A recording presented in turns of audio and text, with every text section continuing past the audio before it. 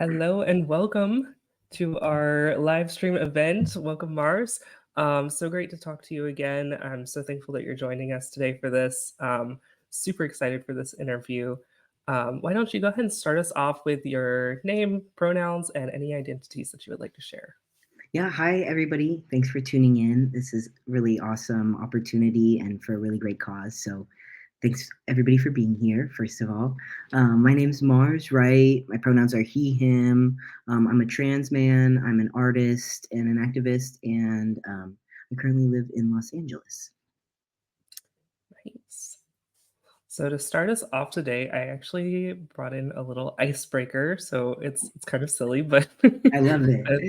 I, I thought it'd be fun to just start it off with something that's just kind of general and has nothing to do with anything. So the question is, what was your favorite fast food as a child, and has that changed? I was just actually talking with another friend, and we were going around about our favorite fast food. But the question was, if you had unlimited Uber Eats, what would you like Oh, get? Fast food as a child was, I think, the fish and chips and Jack at the Jack in the Box, because on Fridays they would be on sale, I think. So my dad would always take me every Friday. oh, Now I I love don't think that I would eat them. I think my favorite now is Taco Bell. that. Taco Bell, I think, has been my favorite as a kid, and I don't really think that's changed. Oh, Um, nice. when I lived in Georgia, there was a sub place called Jimmy John's, and I Oh yeah, used I to know say those Jimmy John's. sandwiches were like crack. Um, Yeah, I know I don't Jimmy think I have John's. one here, but They had them in college. I had one before. What would you mm, get at Taco Bell though? at Taco Bell, oh, it changes. So I'm like in and out of gluten free. Mm. We can't figure out if it actually is harmful for me or not. So I keep going back and forth between it. Um, when I can have gluten, I really love the chalupas. I don't Yeah, know why, but they're so good. they're so It's good. the texture of the bread It's so is good. just like perfect. It's crispy and soft and is my favorite. I love it. I I'm very big on texture with foods. It's got to have a good texture to it too. It's Yeah, part of the chalupa is my experience. favorite. That's my favorite too. Oh, I Yeah. like it with beans and potatoes instead of meat. Delicious. Oh, I'm gonna have to try that. I'll try that Delicious. and then I'll message you and be like, "Oh my god, this is the best thing ever." Or like, this is weird. I hate It's like, this. "Oh yeah." If I don't like it, then I'll be like, I don't know. I don't know about that one." All right. So getting into the questions. Last time you and I talked, you mentioned that you were becoming really intentional about learning about trans history and stories from the community. And what prompted you to delve deeper into our history as trans people? Yeah, I think I kind of had some interest in trans history here and there. Something that I was really obsessed with was I have my little show and tell pieces. Original Plumbing Magazine by Rocco. I remember seeing this when I was really young. And I actually filmed a video about this, and that's how me and Rocco got connected. When I first saw Oh, this magazine, I was furious. I was so angry. I hated it. I was like, there's no way in hell that, because this came out, I saw this when I was like way in the closet. Like it just seemed impossible. And I was just so angry seeing all these like happy, hot trans guys, because I was like, that's never gonna be me. I like could never do that. But I never forgot it. And then lucky everybody, you can do it. You can be whoever you want to be. That's the more of the happy end of the story. So I was really into Original Plumbing Magazine. And then from there, I was also pretty interested in Lou Sullivan. And so I kind of started going backwards and backwards and backwards. And Rocco has a camp called Camp Lost Boys where Jameson Green goes. And he's another one he wrote a book, Becoming a Visible Man, really amazing book. And he, after Lou Sullivan, if people don't know, I know that you know, but for the folks that might not know, started FTM International. And this was like basically the only way that trans men could get any information. They would like send in like 25 cents and a letter of why to make sure that it was safe. And then they would get one of these. And so when that was turned away, or I'm sorry, when Lou Sullivan passed away, Jameson Green took over the magazine. So I kind of like it's like a spider web. You learn like one thing, the other, the other, the other. But I think what really hit me of this is super important, other than talking to Jameson Green and Rocco and them specifically being like, we're as trans people, from Rocco's not really an elder, but Jameson is, and people who have come before us, we really don't want our history erased. We've done so much work. And I think what really sealed the deal was I went to the archives in San Francisco, the LGBTQ archives, and you can look at, that was before I had any of these magazines. Rocco let me borrow this, but you can look at the magazines and you can look at Lou Sullivan's journal. And I like flipped to a random page and it was like a comic about, it was basically a comment about infighting, about like non-binary trans masculine people and binary trans men, and they like were making fun of them fighting each other. And I was like, this came out in '95, and this is the exact same conversation that we're having to this day. Like, how has we really have we've made a lot of progress, but in our community we're saying and doing the same things to each other. And so I was like, this is just, if we don't, so simple. I heard this a million times, but if you don't know your history, you're doomed to repeat it.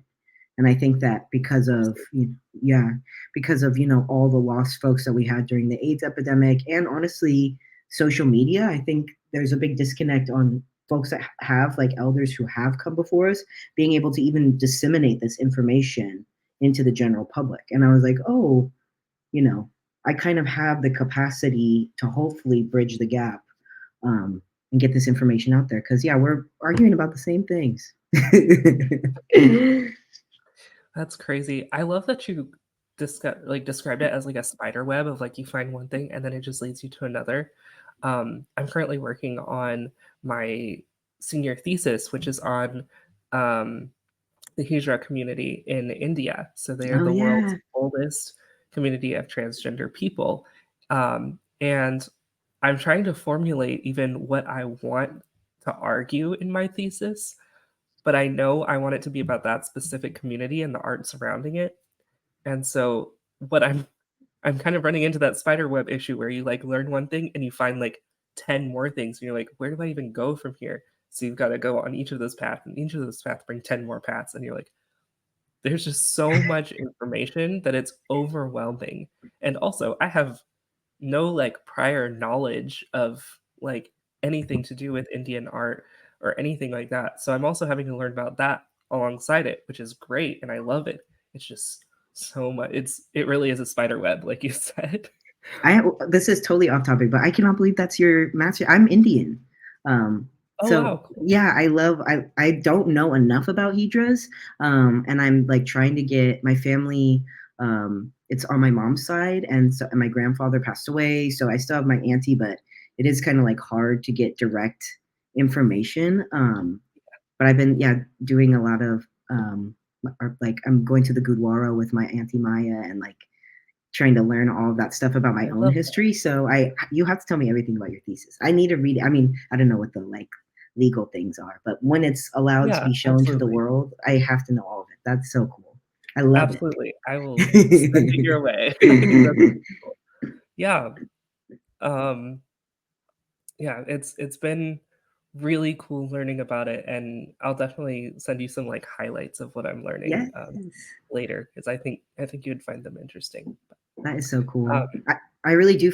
Hopefully, I feel connected to them and that power of like, oh, it's come through, and all of the transcestors. I think that's another big thing about this history is even if you're not a spiritual person, it does connect you to some kind of a trans, if you call it an ancestor that's, a spiritual ancestor, or just like really factually like somebody that came before me. I think that's so essential absolutely. as trans people and like stuff starts hitting the fan for us to have those grounded roots of like we have been here and we will continue to be here.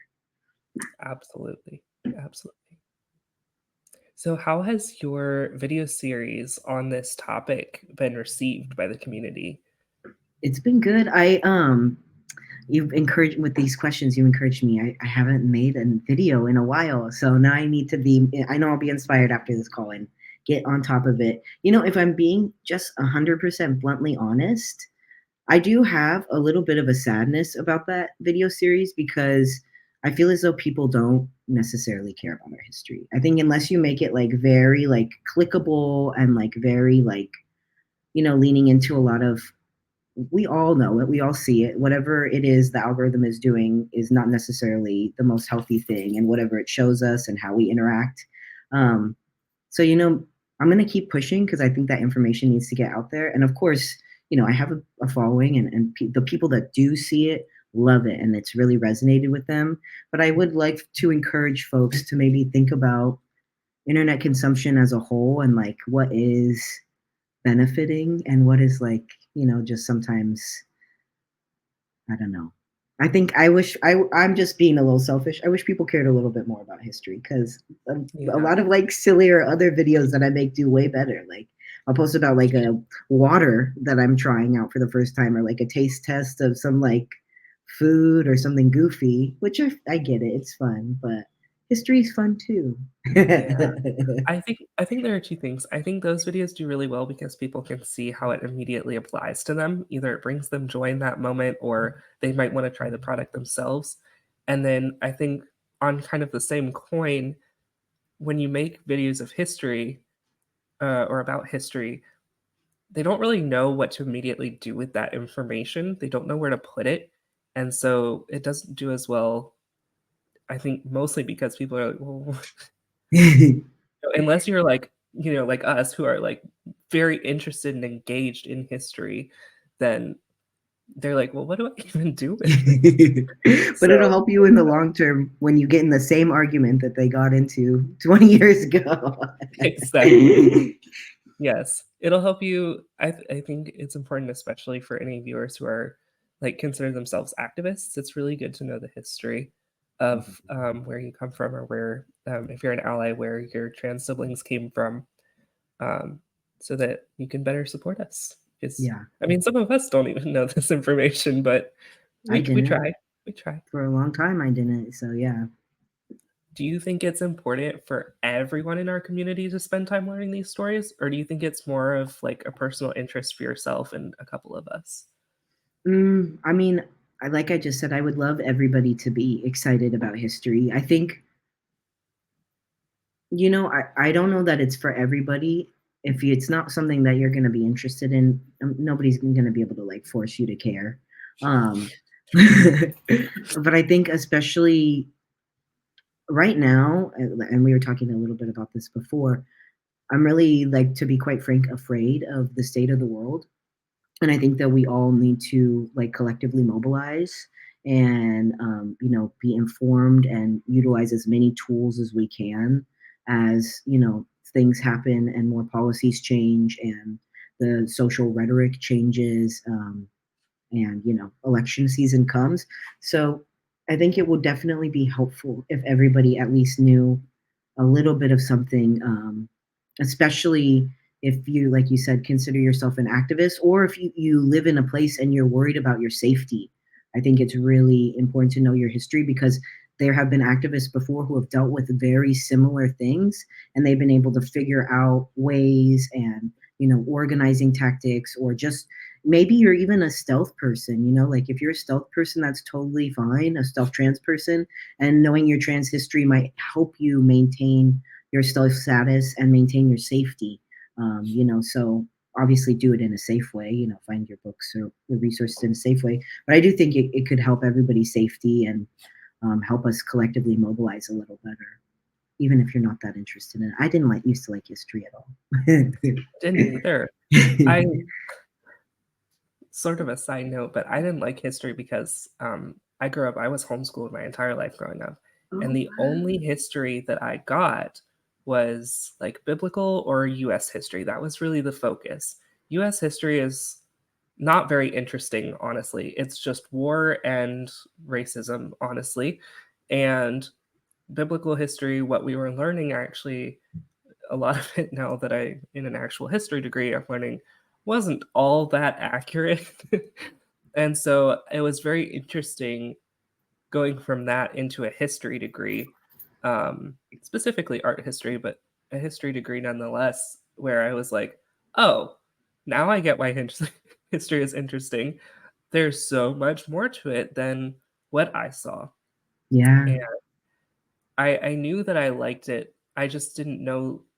I I guess I knew it was history, but I really enjoy learning about like American Indians, and I enjoyed learning about like ancient Egypt.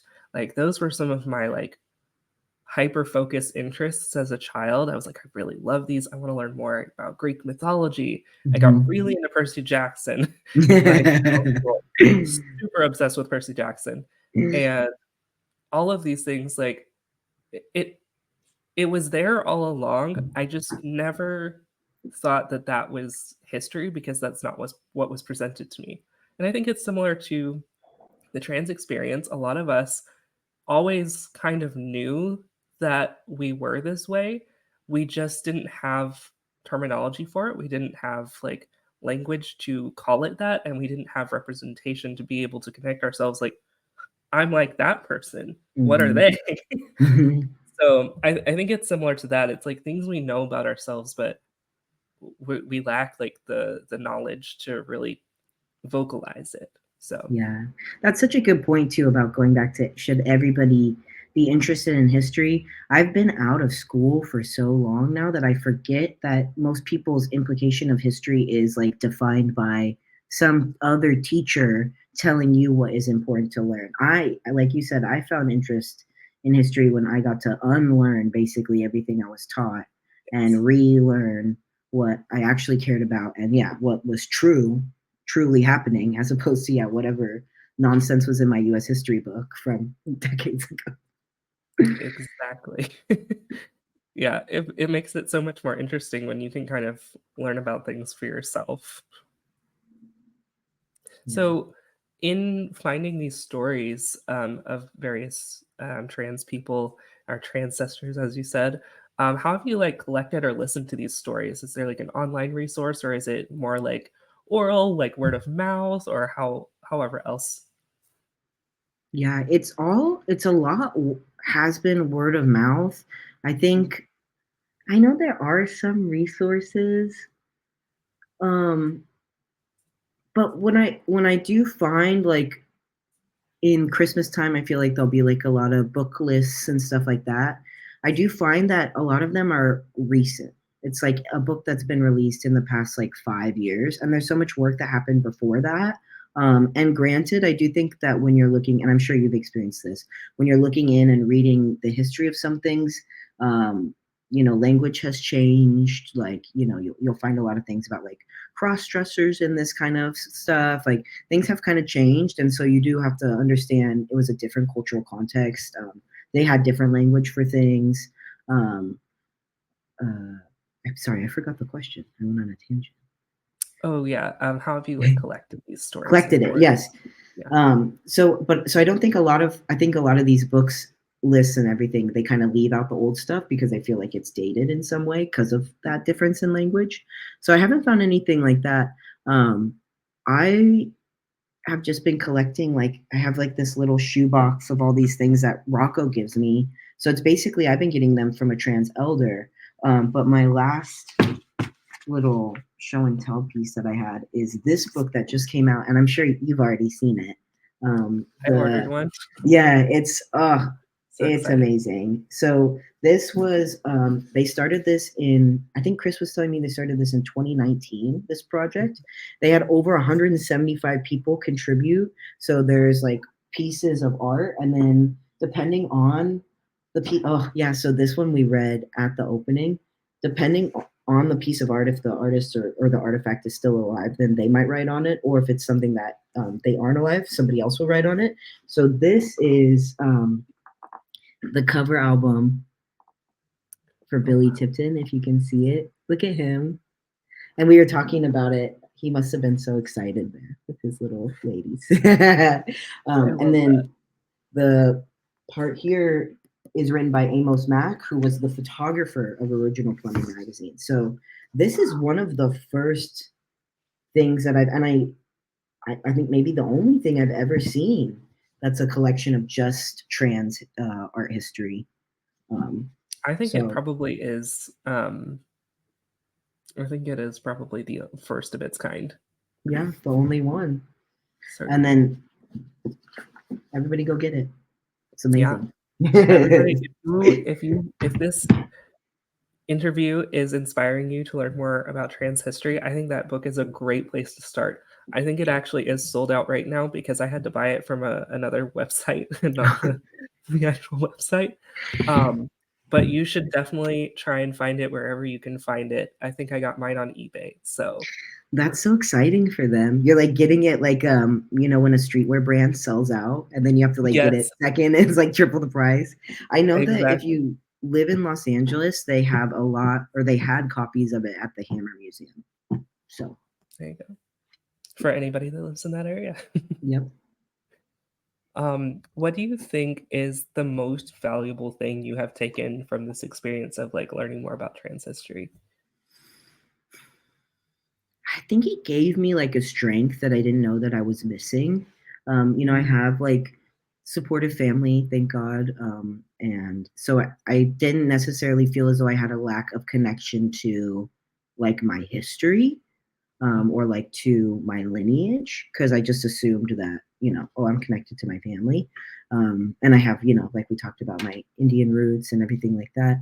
But I had lacked so much confidence in myself and my identity that I think was really healed by learning about trans men from the past. I think specifically the experience of looking up trans masculine people in history has been so healing for me, because we're in a really strange place where we haven't really been documented that much. Like there's a Yeah, few things here and there, like, but if you look at trans, and I don't know that one's better than the other, because like we talked about, visibility is vulnerability. Trans women, you can find lots of historical documentation of them in like Christine Jorgensen being interviewed by everybody and their mom, getting horrible questions asked and like all of that. And then there's like one trans guy over here, and then like 10 years later you'll find like one other one that maybe was trans, or we think, and then maybe there's like just like one article about them. So I think that's really special to be able to actually be able to find them. And I know that we've kind of just always been around it. I yeah, talked to Rocco about, so there was a big conference, a trans conference in LA. I'm close with a woman named Queen Victoria, and there was only one conference where the big trans organization that was for trans femmes and trans masculine people, there was only one time a year where they really ever came together and mhm, did like a collaborative event, and it was like a really big deal. And Queen Victoria talks about it. Once a year, you would see like all these trans men like come out, and they're like ready to organize, like they're all excited, and everybody's like, I haven't. Where are all, like, there's all these guys, I've never seen where have any you of been? you. Yeah, where have you been? And she's cute too. She's always like, they were always so hot, and they would come out, and we were like, what, like, where are you guys? So I feel like I always have that image in my head, like thinking about these trans men, like, we're here, and we kind of had, I don't know, that it was, I don't know. I'm curious to know more about what was going on all the time. Yeah, me too. I think you talking about that like kind of collaboration made me think of, part of what I'm learning about for my thesis is this festival called Kuvagam, which Mm, is held in Kuvagam. But essentially, it's the largest teacher festival, and thousands of them will flock to Kuvagam for this. It's like an 18-day event, wow. but it has like actual like cultural celebrations on 2 or 3 of the days, and essentially it's this like mass transgender wedding ceremony. So Oh. they all marry this deity called Aravan, and it's got a lot of, I'm not the right person to talk about the entire like mythology of it, but this is like a very high level Mhm. explanation where they essentially marry this deity, and um, so they go through the wedding ceremonies, they get their necklaces, and I can't remember what they're called. They get bangles, all of these things, and they just have like this massive wedding. And day two, they ceremoniously and symbolically um, like destroy the figure of Aravan in some sort of like vessel, and so they're only wed for like one day. And so they destroy him, and they have a mourning ceremony. They break their bangles, their necklaces get cut, and they mourn the loss of their one-day husband. And so it's like this huge, like, everyone's crying and they're screaming, and they, Wow. as the legend goes, they start, like, you know, like, throwing their hair around and, like, thrashing their heads and things so that they, like, get that experience of what happened in their stories. Mhm. And I was watching a bunch of various documentaries on it, and essentially they were really, like, it's kind of unclear to a lot of people whether they're doing this just because it's part of the culture, or if the mourning is also something to do with, like, they're not, as transgender people, allowed to be married, and so this is Mm. kind of like their one chance at marriage, and it lasts for such a short period of time, so it's also, like, a very personal thing, Wow. and not just like a religious ceremony. Um, and there's also, like, just,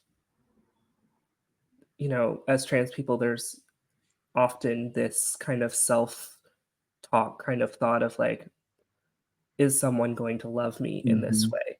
And so Mhm. that's also something that people have assumed is kind of crossing their minds. Like, I don't know. It's very emotional. I Wow. should send you the Yeah. documentary I watched because it's Please. really cool. Um, You can also find it, anyone who's watching, you can find it on YouTube. You can just look up, documentaries on Kuvagam.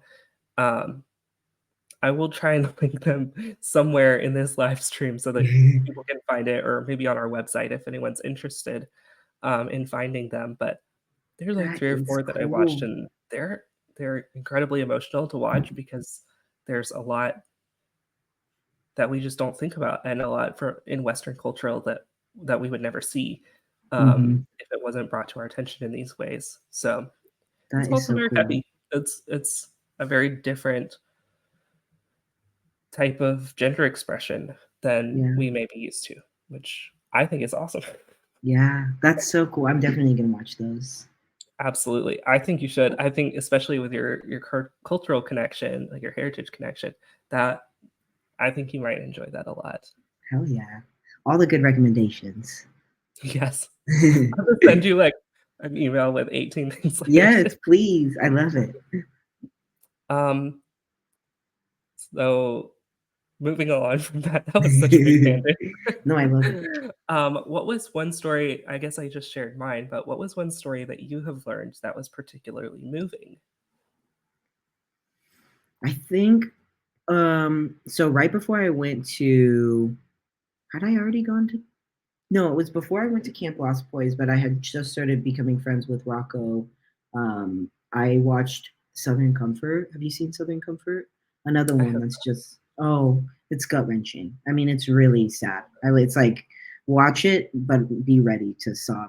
And it's about another Southern Comfort is a big meetup that I don't know that it's still going on, but it was a big trans meetup where all these trans people from the South would go for like a couple days. They'd get a hotel, they'd have talks, lectures. It was like community building. I think this movie came out in 95, 96, and it was about a man. Oh, I should remember his name. It's leaving me. Um, but he was a big part of Southern Comfort and all of his friends, and he got ovarian cancer, and he nobody would. It's kind of goes through his story. Like nobody would. They wouldn't even. He called I think like 20 hospitals. Nobody would even see him, and luckily some were like honest enough to be like, I can't have a man in my waiting room. Like, what are you talking about? Like, I can't. So it's all about his life. But that was right before I got my hysterectomy, and I was having really serious cramps. And then they took it out. Yay, bye ovaries. Yay. And it was covered by insurance, which yay, so beautiful, so blessed. And I saw Thank goodness for California. yeah, I went to UCLA. I saw a surgeon named Dr. Rosales at UCLA. She was amazing. My whole experience was like, I mean, after watching that documentary and then having the experience that I had at UCLA was like I still cannot even tell you how like insane it was for me to be treated with such respect. Like I literally had not one of a misgendering. Like nobody even blinked an eye that I was getting a hysterectomy. It was like the chillest. My like nurse was some dude, and he was like super normal. It was like, go change your like just all of it. It was funny. So I was really touched by that, and I think that goes to show the power of history, right? Like especially in times that are so tragic, it can feel like things are hopeless, but we survived back then, and things have gotten better, and we will continue to survive even if things go back or get worse. So I think that was one of the most touching moments I had with trans history. Hmm. I love that. I love that. Yeah, shout out to UCLA. Yes, shout out UCLA.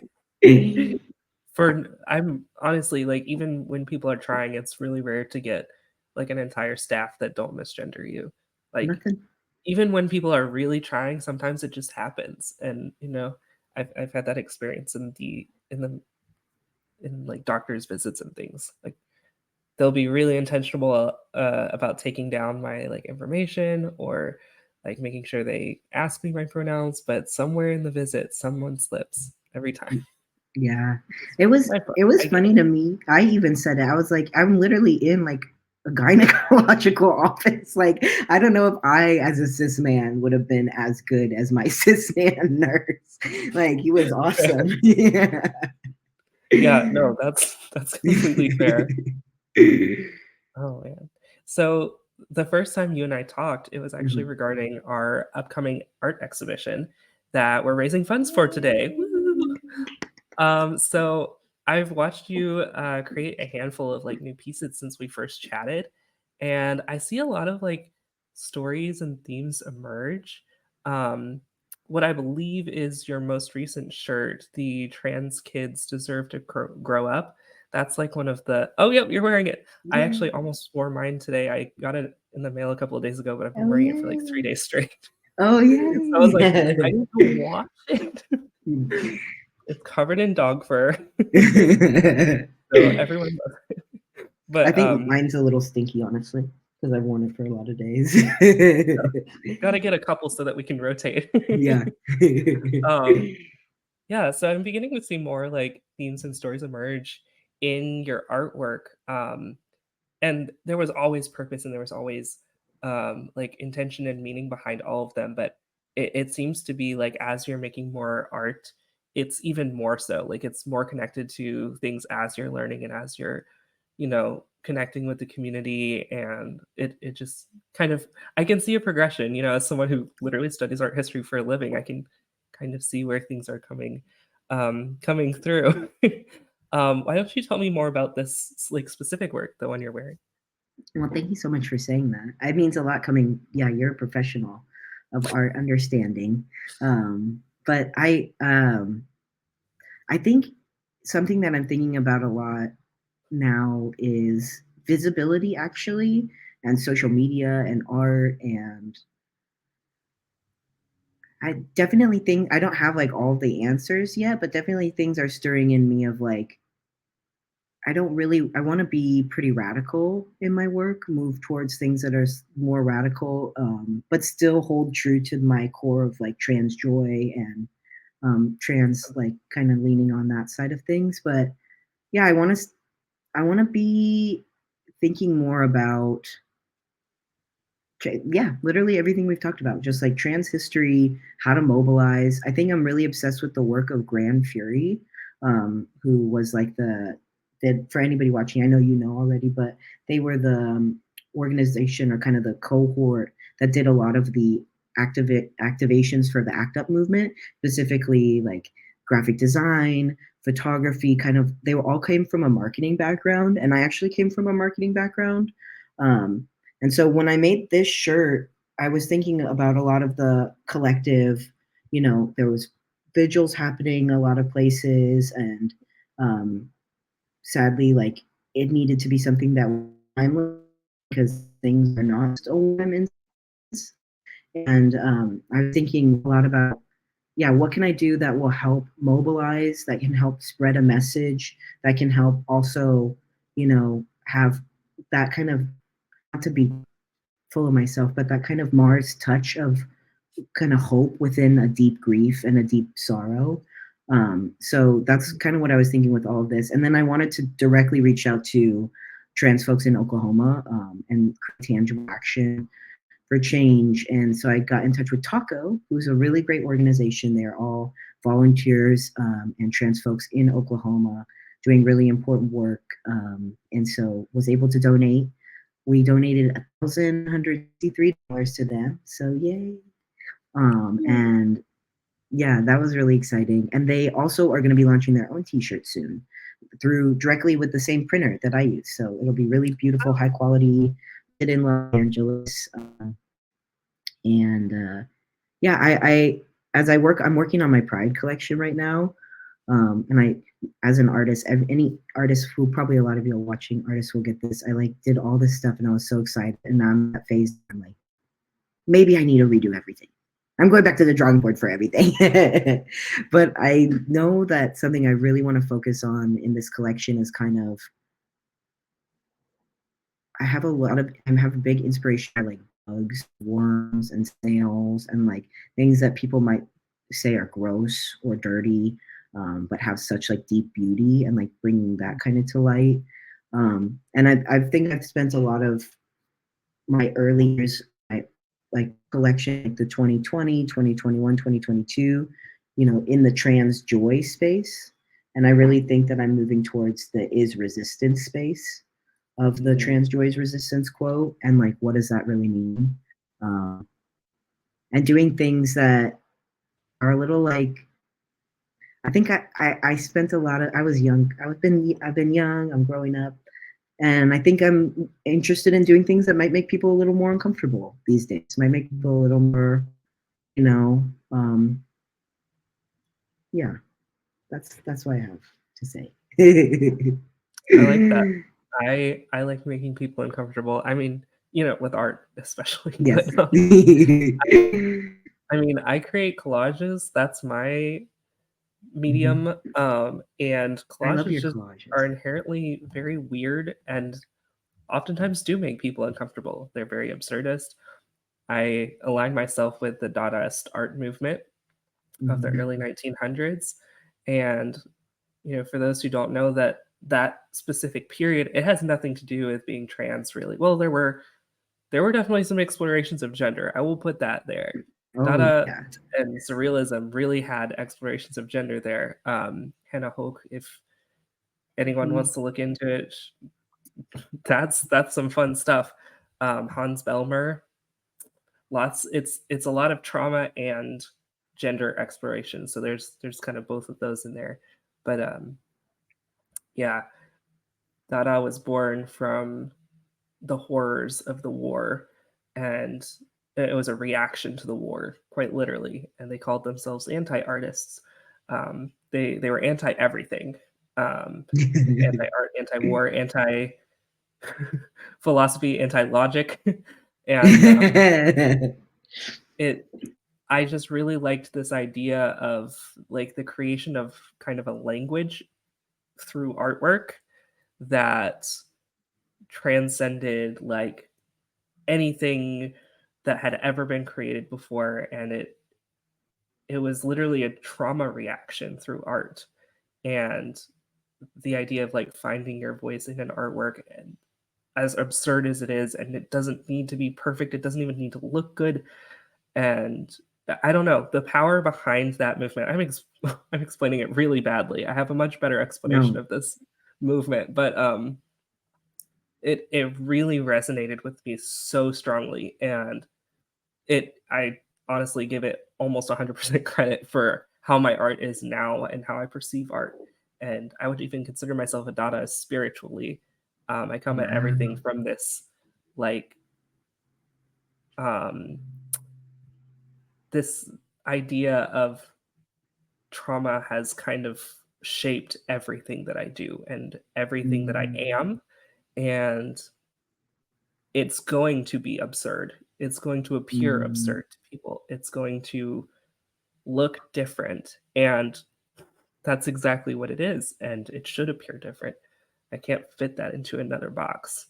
So I don't know.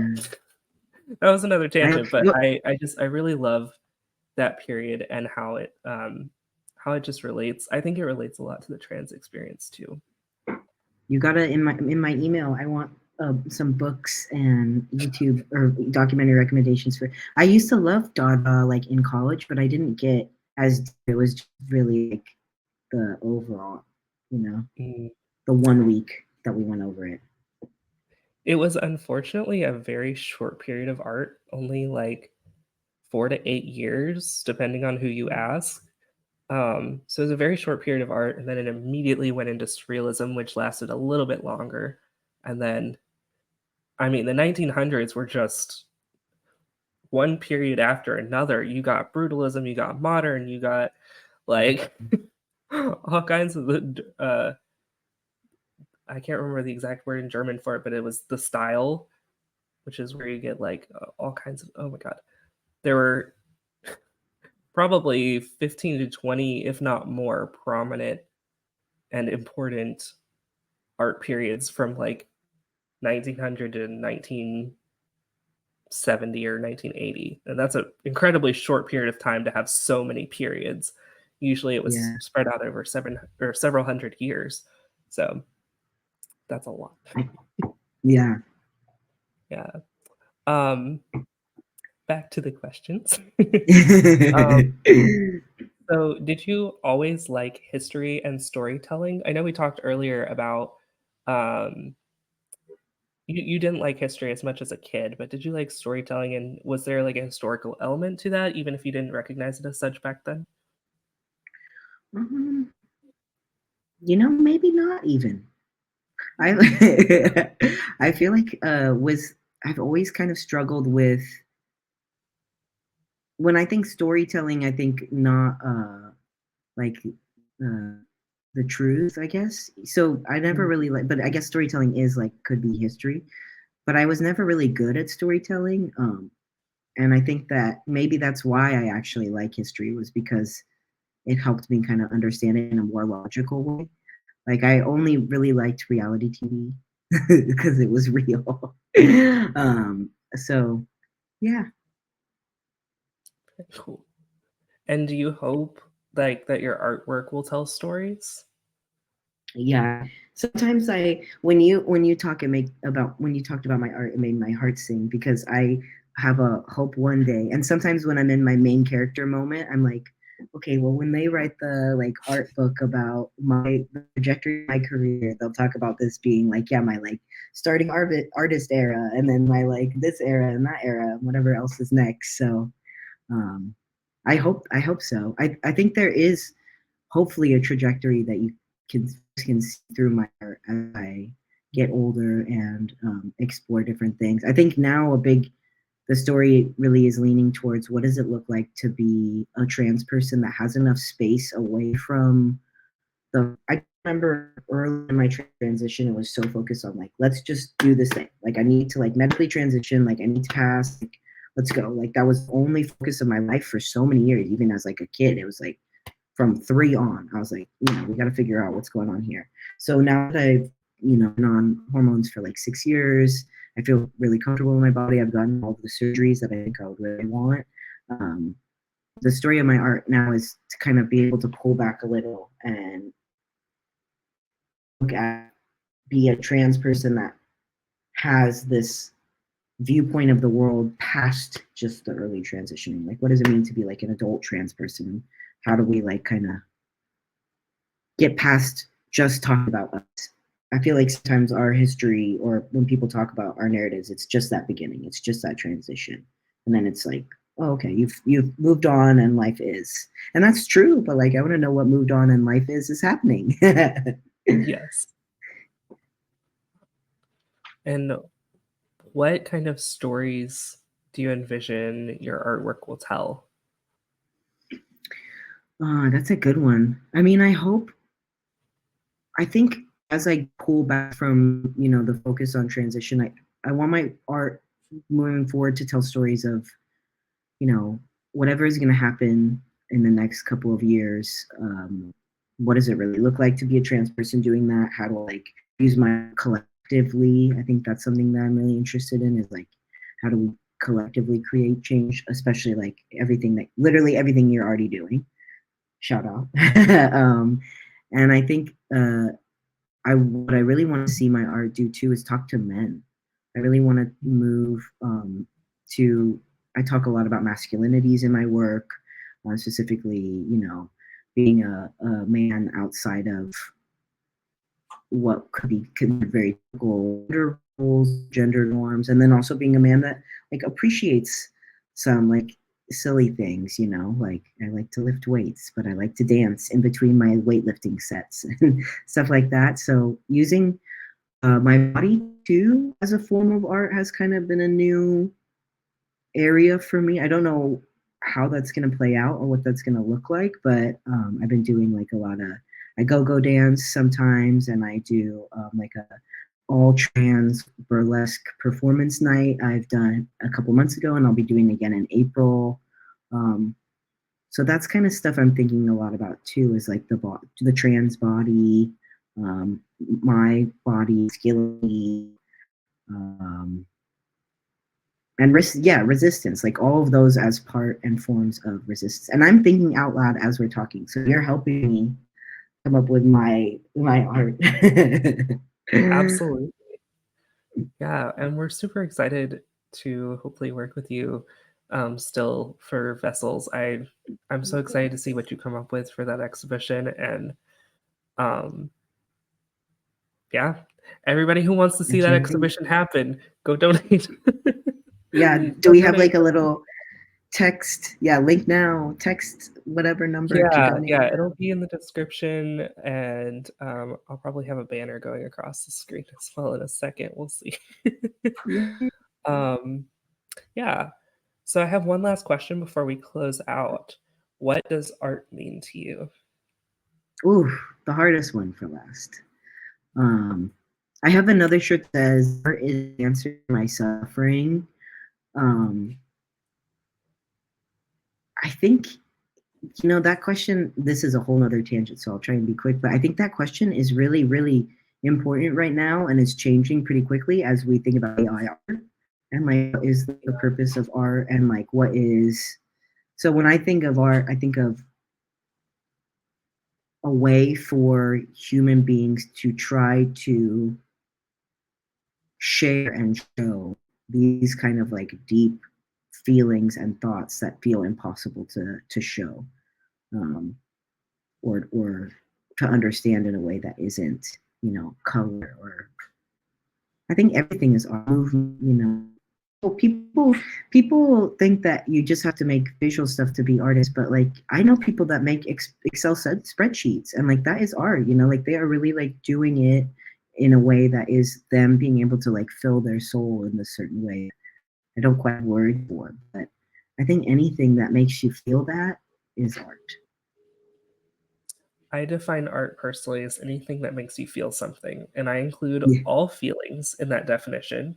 So there are pieces of artwork like banana taped to a wall that make me feel frustrated at some point. Yeah, that made you get Um, frustrated. or, that's a whole other topic, but I consider frustrated a feeling, and the artwork made me feel that, and therefore I can call it art. So, Mhm. you think about people like Andy Warhol who created these like repeated patterns that maybe some people are like, maybe not like my taste in artwork, but you still can't not call it artwork. Or Marcel Mhm. Duchamp, who was the inventor of ready-made art, where he turned a toilet upside down and was like, "This is art, take it or leave it."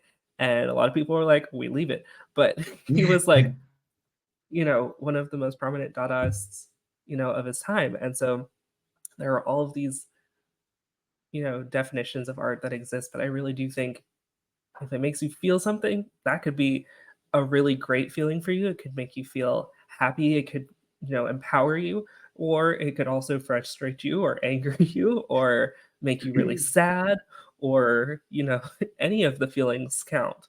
So that's Mhm. that's my personal definition of art. I love it. I remember that toilet. I did a paper on that toilet in college. The urinal. It's a, I loved it. a really it doesn't seem like it, but it's a really like deep piece. Like there's a lot of layers to it. Yeah, Armut, right? It says on there. Yep, Armut. Armut. Yeah. I remember it's all coming back to me, like some of the deeper stuff about that piece. It's hidden in the cave of brain. Right. Somewhere there. Yeah, it's a really interesting piece. Then again, I think everything from Dada is interesting and cool though. So there's just that. Gotta do on the next live stream another time where you give us like the Dada in an hour. Everything you need to know. I would love to do that. I will talk about Dada for like 3 days straight. I love it. All right. So we're going to go ahead and close out. I just want to ask, are there any upcoming events that you're a part of that you would like to share with us today, for anyone who may be in your area, or if it's a virtual event? On May 25th, we are having our 3rd annual Trans Joy Day at the Connie Norman Transgender Empowerment Center in West Hollywood, California. It is completely free. It has an open bar if you're over 21, free food, and there'll be vendors, and there'll be a runway show. I'll be showcasing designs. A man named Jovan, trans man named Jovan Wolf, will be showcasing his designs, and he does really amazing leather work. And then You Be Stupid, a trans woman, will be showcasing her designs. It does a lot of like very feminine like gowns and like kind of all. So it's a big wide range of designers. We'll have musical performances. We'll have a comedian, Fifi Dosh, who's hilarious. She did it last year. So it's going to be a really, really great time. It's the 3rd year. And I don't know the exact date, but definitely Pride. Stay tuned. I will be doing a lot of things.